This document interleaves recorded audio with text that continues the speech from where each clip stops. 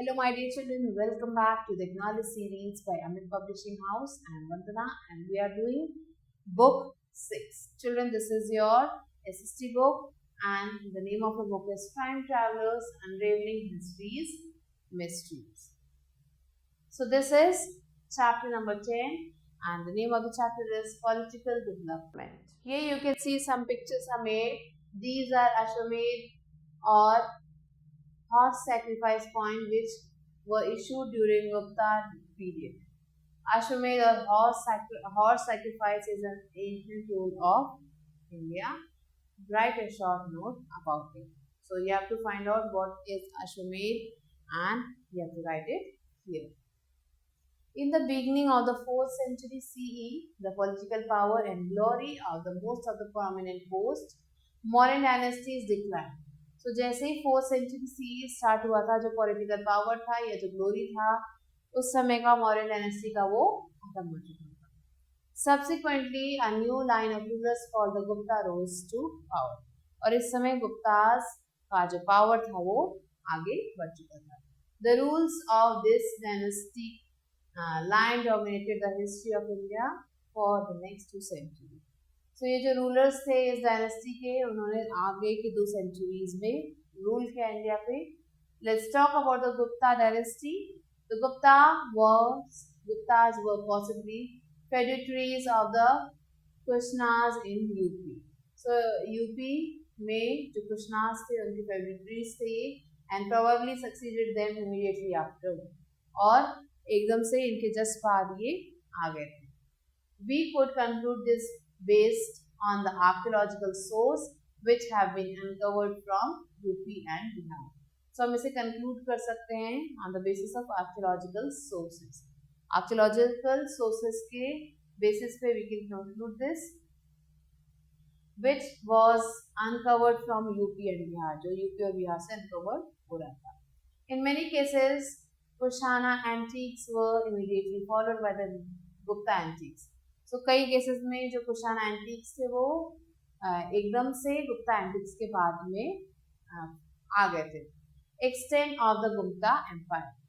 The original kingdom of the Gupta consisted of UP and Bihar at the end of 3rd century.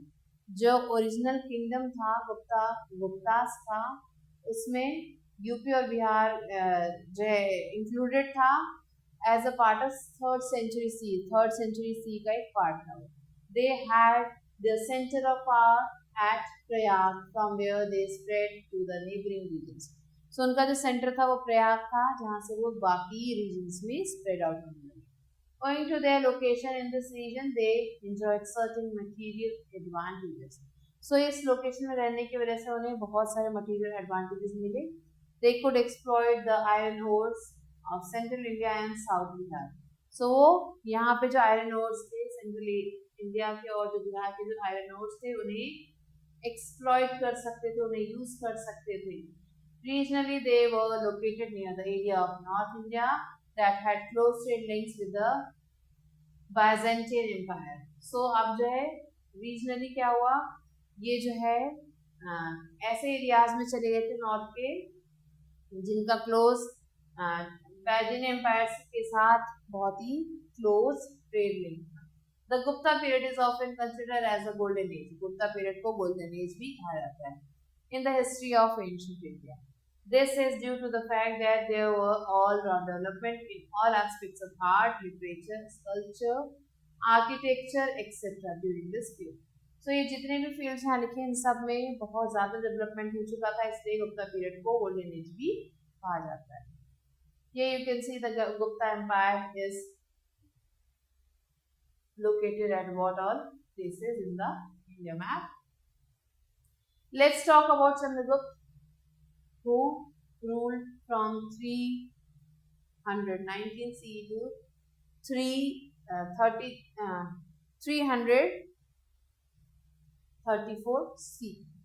The Gupta Empire started out at a small kingdom in Magad in the 4th century CE.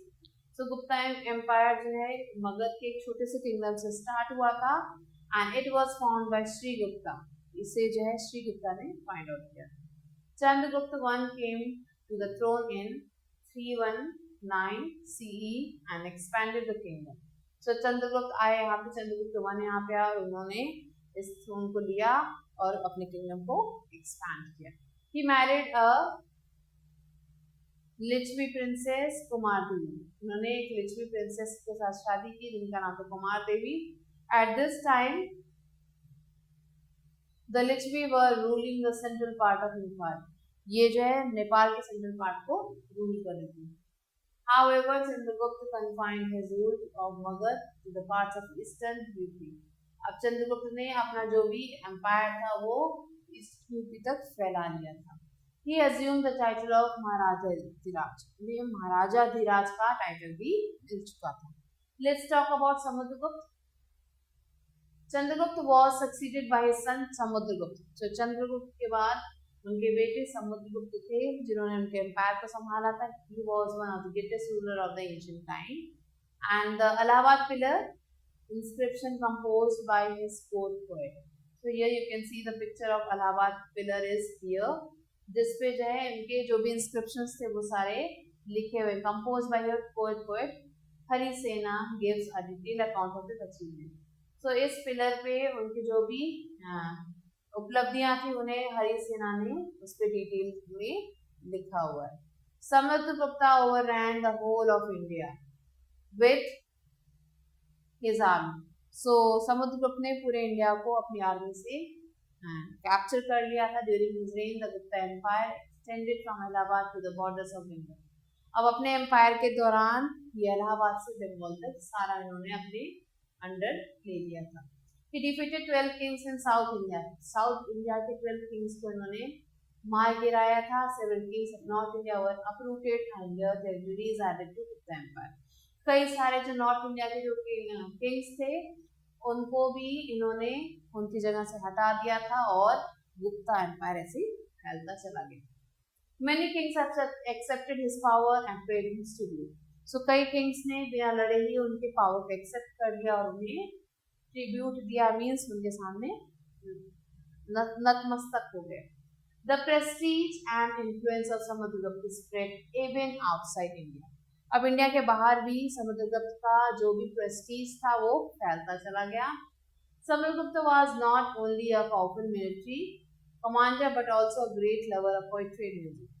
ना कि वो सिर्फ एक अच्छे military commander थे but उन्हें poetry और music भी बहुत ज्यादा पसंद थी. Let's talk about Chandragupta II. Chandragupta II succeeded Samudragupta. Chandragupta II ने समुद्रगुप्त की जगह ली. He is reputed to have shown exceptional chivalrous and heroic qualities. उनके अंदर बहुत सारी heroic qualities थी. He extended the empire through matrimonial alliances and conquest. तो उन्होंने जो एम्पायर था उसे जो है मैट्रिमोनियल अलायंसेस और कॉन्क्वेस्ट के साथ बहुत ज़्यादा एक्सटेंड कर दिया था अपने एम्पायर को. Chandragupta II adopted the title of Vikramaditya.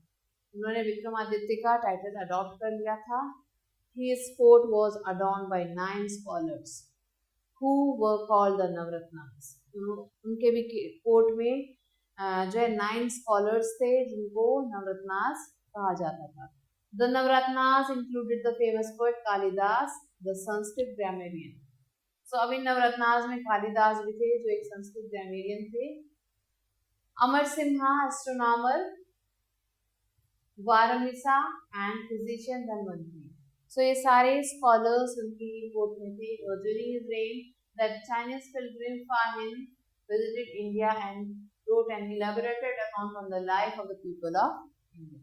So इनके जब ये रूल कर रहे थे तो चाइनीज पिलग्रिम जो था फाहिन वो इंडिया आया. यहाँ के लोगों के लाइफ के ऊपर उन्होंने जो है कुछ चीजें लिखी, कुछ बुक्स लिखी. Let's learn about the life of Gupta period. क्या लाइफ थी गुप्ता पीरियड में? Fahin informs us that Magad had many rich people who were also charitable. So Fahin Singh हमें बताते हैं कि मगध रूल में जो बहुत सारे ऐसे लोग थे जो बहुत ज्यादा चैरिटेबल थे. मीन्स चैरिटी करते थे, दान करते थे, दान दक्षिणा देते थे. In ancient India, the Gupta issued the largest number of gold coins. और एंशियंट इंडिया में जो गुप्ता थे उन्होंने बहुत सारे गोल्ड कॉइन्स को इशू किया था, नोन एज दिनार, जिन्हें दिनार के नाम से भी जाना जाता है. An important development that took place during the Gupta period was the system of land grantors. So इस समय एक बहुत ही ज़्यादा बड़ा डेवलपमेंट हुआ था गुप्ता पीरियड में, जिसे लैंड ग्रांटर कहा जाता है. Under this system, administrators and high officials were given lands in lieu of money. So इस समय जो एडमिनिस्ट्रेटर्स थे और जो हाई ऑफिशियल्स थे उन्हें लैंड दिया गया था मनी के बदले. Large scale land grant were also made to the Brahmans. Brahmans को भी काफी सारा लैंड दिया गया था. The caste grew into numerous sub caste. और कास्ट जो है बहुत सारे छोटे छोटे कास्ट में डिवाइड होता चला गया. Apart from this there was large scale absorption of tribals into the society through the process of land grants. और इसके अलावा भी बहुत सारा जो ट्राइबल्स थे उसमें large amount of large scale absorption हो रहा था through the land grant. Land grant हो रहा था बहुत ज्यादा. The position of Shudras improve. जो शूद्र थे, जो सबसे लो कैटेगरी थी, उसमें भी इम्प्रूवमेंट देखने को मिल रहा था. Though the number of untouchability increased, लेकिन जो untouchability थी वो बढ़ती चली जा रही थी. He also mentioned the existence of a group of people called Chandalas. So अब वहाँ पे बहुत सारे group of people जो है बढ़ते चले गए, जिन्हें चंडाल्स भी कहा जाता था. Buddhism ceased to receive royal patronage during the Gupta period. Instead, Bhagavatism made marked by bhakti and ahimsa was followed by rituals. So Buddhism जो है इस समय बहुत ज़्यादा फैला हुआ था जब गुप्ता पीरियड चल रहा था, और इसकी जगह पे भगवतिज्म, जिसमें भक्ति और अहिंसा दोनों की बात होती है, ये दोनों भी आगे चल रहे थे. The Gupta king followed a policy of religious tolerance towards different sects. So Gupta king ने बहुत सारी पॉलिसीज को फॉलो किया था जो रिलीजन से रिलेटेड थी different times. What is Gupta administration? The Gupta king adopted titles such as Parameshwar, Maharaja Viraj, Prambhagda Raj. These titles trace the fact that they ruled over many lesser kings. Kingship and was hereditary. So जो गुप्तास थे उन्हें कई सारे नामों से जाने जाने लगा, जैसे परमेश्वर, महाराजा विराज और बहुत कुछ. और ऐसा कहा जाने लगा कि ये जो किंग्स हैं ये हेरिडिटरी किंग है, ये जन्म से ही किंग बॉर्न है. The Gupta bureaucracy was not as elaborate as that of the imperial Mauryans. जो गुप्तास की जो ब्यूरोक्रेसी थी वो इतनी ज़्यादा इलैबोरेट नहीं थी, बड़ी हुई नहीं थी जितनी इंपीरियल मॉरियंस की थी. Often several positions were given to the same person. एक ही पर्सन को मतलब कई सारे जो है पोजीशंस दिए जाते थे, and eventually the position became hereditary. और पोजीशन जो है कई बार हेरिडिटरी भी बन जाता था, मींस एक पर्सन से उसके बेटे या उसके बेटे तक वो पहुंचता था. This reduce royal control and Weeknd the administration. और इसकी वजह से रॉयल कंट्रोल जो है वीक होने लगा और एडमिनिस्ट्रेशन जो है रॉयल कंट्रोल जो कम होने लगा और एडमिनिस्ट्रेशन वीक होने लगा. Here you can see the picture of coins used in the Gupta period. Gupta coins, these are. Next is army administration. Gupta king maintained a standing army. Gupta king जो थे उन्होंने एक standing army maintain की थी. It was occasionally supplemented by the forces of chief he had defeated. So इसमें जो है वो chiefs थे जिन्होंने उन्होंने defeat किया था. Horse chariots lost their importance and receded to the background. Horse chariots जो थे वो अपनी importance खत्म कर चुके थे और वो पीछे खड़े रहते थे. Cavalry was of supreme importance during this period. तो इस period में cavalry जो है काफी important थी. Horse archery played an important role in military tactics. So इस समय horse archery जो है बहुत ज़्यादा famous हो चुकी थी. Revenue administration. In Gupta period, though land taxes increased, taxes from trade and commerce decreased. So Gupta period में भले ही land taxes जो है increase हो चुके थे, लेकिन trade और commerce के जो भी taxes थे वो कम हो चुके थे. The king collected taxes which ranged from 1/4 to 1/6 of the produce. अब किंग जो है ऐसे टैक्स लेने लगे थे जो जितना भी प्रोडक्शन है उसका 1/4 या फिर 1/6 होना चाहिए. In addition, when the royal army passed through the countryside, the villagers were required to feed it. और ऐसा भी कहा जाता था कि अगर रॉयल आर्मी वहां से गुजर रही है, उनके घरों के आसपास से कंट्री साइड से गुजर रही है, तो उन्हें वहां पे रोक के उन्हें खिलाना पिलाना भी पड़ेगा. Judicial administration. The judicial administration was far more developed during the Gupta period than in the early period. So judicial administration था वो काफी ज्यादा डेवलप हो चुका था गुप्ता पीरियड में, जितना कि अर्लियर पीरियड्स में नहीं था. Elaborate laws were laid down. अब बड़े elaborated laws जो है बनने लगे थे. The artisan guilds, merchants and others were governed by their own laws. Artisans जो थे, मर्चेंट्स थे और जो दूसरे थे उन्हें उनके खुद के लॉस मानने पड़ते थे. AI can assist in reducing case backlog and improve judicial efficiency. Globally, judiciaries, prosecution services and other specialized judicial authorities are investigating the potential of AI in the court system. Provincial and local administration. अब क्या क्या थे provincial and local administration? The empire was divided into bhaktis and each bhakti was placed under a charge of a uparik. So जो empire था उसे भक्तिस के अंदर divide कर दिया गया था और हर एक भक्ति के का जो इंचार्ज था वो था उपारिक. The bhaktis were divided into distinct vishyas which and into district, जिसे डिस्ट्रिक्ट में बांट दिया गया था, which were placed under a विश्यपति, जो विश्यपति जिसकी देखभाल करते थे. In East India, vishyas were further divided into vithis. और ईस्ट इंडिया में विश्यास को अगेन जो है विथीज के अंदर डिवाइड किया गया था. The vithis were divided into villages और इन विथीज को अब विलेजेस के अंदर डिवाइड किया गया था. The villages headman gain in importance और इसके बाद क्या हुआ, जो विलेज का जो हेडमैन था उसे इम्पोर्टेंस मिलने लगी. He manage the affairs of the village with the assistance of elders. So अपने बड़ों की मदद से वो विलेजेस की देखभाल करने लगा, उनकी जो भी प्रॉब्लम्स को सुलझाने लगा. In urban administration organised professional bodies were given considerate importance. और इन अर्बन एडमिनिस्ट्रेशन में जो प्रोफेशनल बॉडीज थे उन्हें एक अलग इम्पोर्टेंस मिलने लगी. Decline of the Gupta dynasty. There were a number of factors that led to the decline of the Gupta dynasty. So Gupta dynasty भी एक दिन आया एंड पे कैसा है that we are going to learn. The successor of Skan Gupta was very weak. जो successor था Skan Gupta का वो बहुत ज़्यादा weak था, inefficient था और incapable था of keeping the vast kingdom under their control.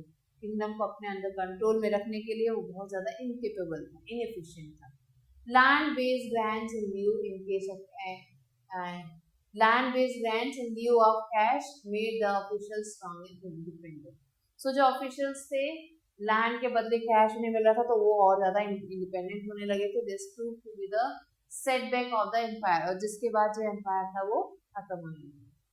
Capitalizing on the weakness of the center, the governors of the province revolted and broke away. जो सेंटर था उसके जो गवर्नर थे उन्होंने रिवोल्ट कर दिया जिसके बाद सब कुछ खत्म होने लगा. The attack by the Huns nomadic tribe from Central Asia weakened the empire and led to its decline.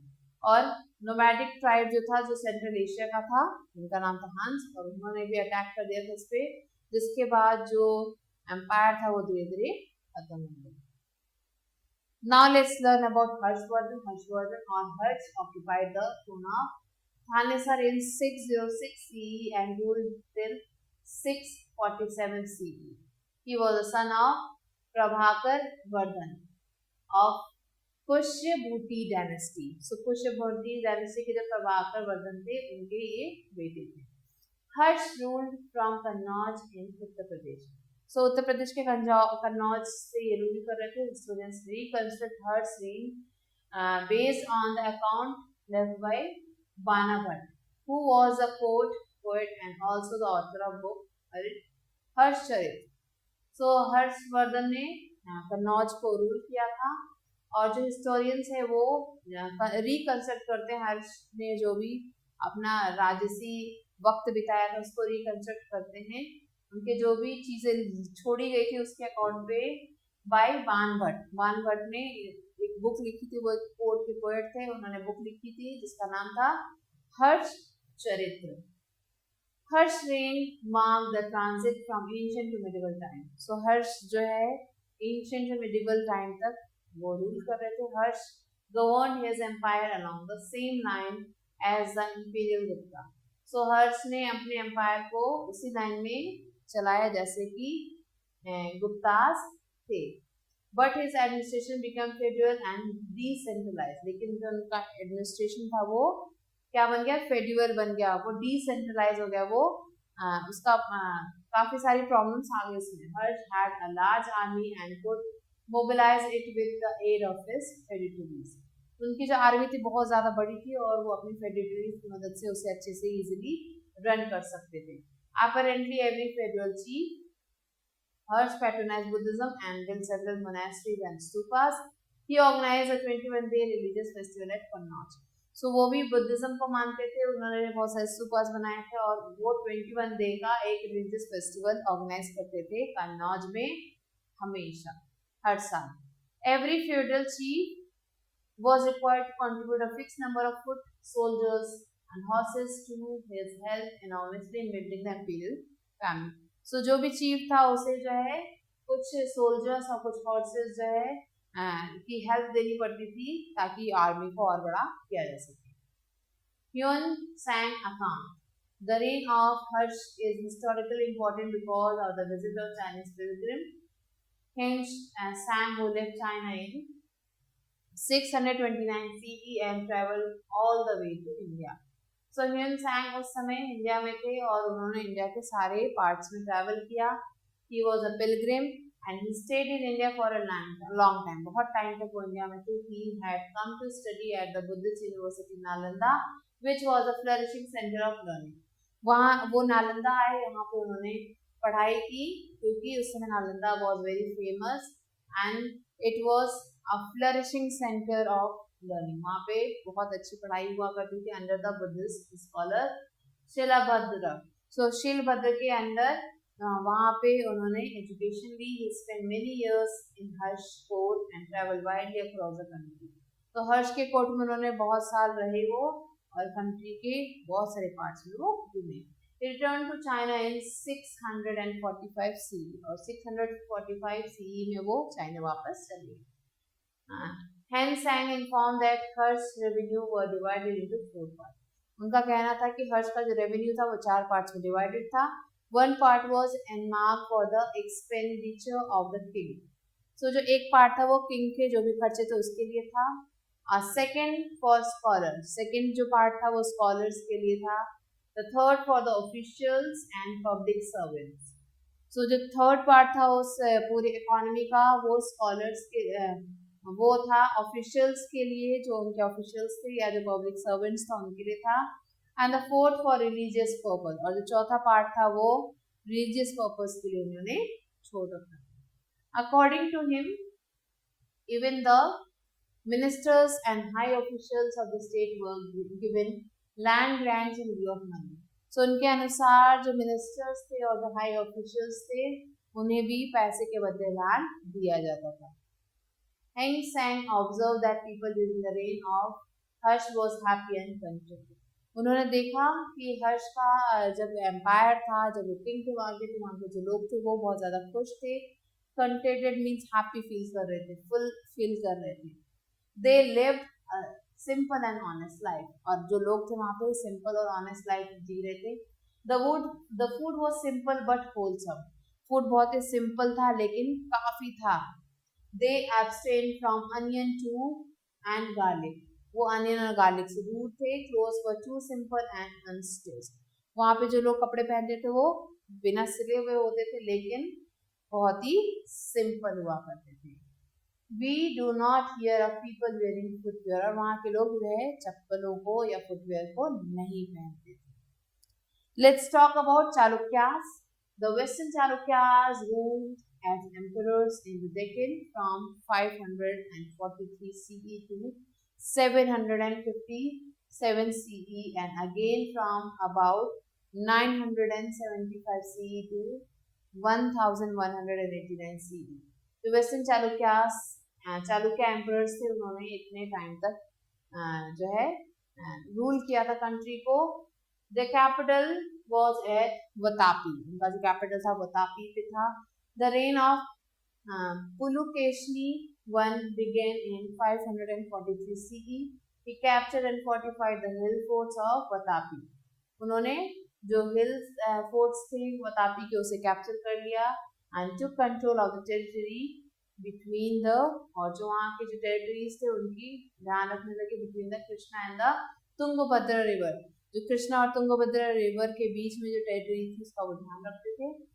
And the western Ghats. His son Kirtivarman occupied the Konkan coast, और उनका जो सन थे कीर्तिवर्मन, उन्होंने जो कोंकण कोस्ट था उसको ऑक्यूपाई कर रखा था. Pulakeshi second ruled between 610 CE and 642 CE. We know about him from a prashasti composed by his court poet Ravi Kirti, which gives us information about his ancestors. So उनके पास कुछ ऐसे composition था जिससे उनके ancestors के बारे में हमें पता चल सकता है, and can be tracked back 4 generations, और 4 generations की information उसमें लिखी हुई थी. Pulkeshi evidently inherited the kingdom from his uncle. उन्होंने अपने अंकल से kingdom ले लिया था. According to Ravi Kirti, he led expedition along both the west and the east coast. उन्होंने west और east coast दोनों की ही expedition की थी. He defined the North India ruler Harsha of Kannauj and defeated him. उन्होंने हर्ष को defeat कर दिया था, and the boundary between them was fixed in the Narmada river. और जो boundary थी उनके बीच में, उसके बीच में आती थी Narmada river. Let's talk about the Pallavas. The Pallavas were the emperors of the Dravidian country. ये emperor थे Dravidian country के. They adopted Tamil ways. ये तमिल ways से जीते थे. Their rule was marked by the commercial enterprises and some colonization of Southeast Asia. इनका जो rule था वो कुछ commercial enterprises या फिर कुछ colonialization जो South India में हुआ था उसके according. The Pallavas followed Buddhism, Jainism and Brahminical faith. So ये इन सारे religions को follow करते थे. They were patrons of music, painting and literature. इन्हें music, painting और literature भी बहुत ज़्यादा पसंद. They are famous for their architectural monuments, in particular the Shore Temple. So ये अपने painting और ये अपने famous architects के लिए माने जाते हैं, और इनके फेमस आर्किटेक्ट जो है वो है shore temple. This temple was built around 700 CE to 728 CE. It is a structural temple built with blocks of granite at Mahabalipuram. So एक ये स्ट्रक्चरल टेम्पल है जो महाबलीपुरम में बना था ग्रेनाइट से. This area was a busy port around the 7th and 8th century CE. ये जो एरिया है ये एक बिजी पोर्ट है था 7th और 8th century CE के आसपास. Mahadev Varman and his son Narsimhavarman were two famous rulers of the Pallav dynasty. So ये दोनों दो famous rulers थे पल्लव dynasty के. Mahadev Mahendravarman I was the contemporary of the both Harsh and the Pulukeshi II. He fought a battle against Pulkeshi II but was defeated. So इन्होंने ये इनके contemporary थे हर्ष और पुलकेशी के, और जब इन्होंने पुलकेशी के साथ जो है वॉर किया तो ये हार चुके थे इसमें. Mahendra Varman. Besides being a famous warrior, he was also a poet. So एक famous warrior होने के बाद भी वो एक अच्छे poet थे, a dramatist थे, और एक musician भी थे. He was succeeded by his son Narsimhavarman I. सो अब उनके बाद उनके जो बेटे थे नरसिम्हा वर्मन वन, वो उन्होंने राज्य संभाला. Narasimha Varman one defeated the Chalukyan king Pulkeshi II and captured Vatapi. So उन्होंने पुलकेश II को, किंग पुलकेशन II को जो है हरा के उनकी जो प्रॉपर्टी थी वतापी उसे जो है कैप्चर कर लिया. After this victory he took the title of Vatapikonda और द कॉन्करर ऑफ वतापी. उन्हें ये टाइटल मिल गया जब उन्होंने वतापी को अपने अंदर कॉन्कर कर लिया. He also sent successful expedition to Sri Lanka. उन्होंने श्रीलंका के लिए सक्सेसफुल एक्सपेडिशन भी किया था. Subsequently, both the Pallavas and the Chalukyas gave way to new rulers belonging to the Rakshatupat और the Chola dynasty. अब जो दोनों थे, जो पल्लवास थे और जो चालुक्यास थे, उन्होंने नए रूलर्स को जो है मौका दिया. Way to new rulers belonging to, जो इन डायनेस्टीज के रूलर्स थे, इन्होंने they gave them chances. Here you can see the picture of Shore Temple which is in Mahabalipuram. Now children, let's revise what we have learned here. The Gupta dynasty ruled North India from the 4th century CE. The Chandragupta I ascended to the Gupta throne in the 319 CE. Samudragupta was the greatest Gupta king. He expanded Gupta rule to almost the whole of the India. The Gupta Empire began to decline by the late 5th century CE. Harshvardhan or Harsh occupied the throne of Thaneshwar in 606 CE and ruled till 647 CE. The Pallavas and the Chalukyas were the main kingdoms in South India during this period. Now children, let's quickly do the question answers given here. Describe the provincial and the local administration under the Gupta. So आपको यहाँ पे लिखना है जो गुप्तास के अंदर जो provincial या फिर जो लोकल एडमिनिस्ट्रेशन था वो कैसा था. That you have to describe here. How did the Allahabad pillar inscripted through light on this pillar. So the Allahabad pillar inscription shows light in this period because the famous poet of that time, of that emperor, he has inscripted everything, all the things, all the good things about the ruler on this pillar, and because of this pillar throws a light on this period. What was life like in Gupta period? Gupta period में life कैसी थी? In the Gupta period, life was very good. People liked there was so much urbanization at that time, and it was also known as the golden period. What is the contribution of the Pallavas to architecture? So this, find out and write it here. How did the Prashasti written by Ravi Kirti throw light on the history of Chalukyas? So children, you have to do these questions on your own. And with this, we have completed the chapter. I hope that you have understood it. And I'll be meeting you soon with a new video. Till then, stay later.